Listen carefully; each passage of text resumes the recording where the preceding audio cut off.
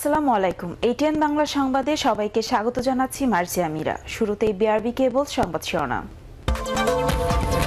Councillor পদ থেকে ইরফানকে বরখাস্ত করে প্রজ্ঞাপন জারি। 7 দিনের রিমান্ড আবেদন পুলিশের। অস্ত্র ও মাদক আইনে আরেকটি মামলা।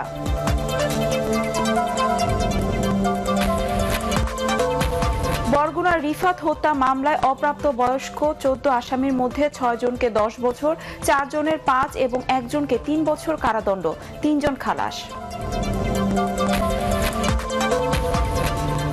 5 বছর পর ব্লগার ওয়াশিকুর হত্যা মামলার রায় ঘোষণার দিন। রাষ্ট্রপক্ষের মনে হলো অভিযোগ গঠন সঠিক হয়নি, মুলতবির আবেদন।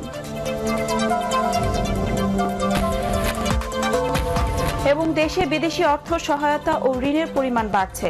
1 বছরে এসেছে $7 বিলিয়ন বেশি, বলছে সিপিডি।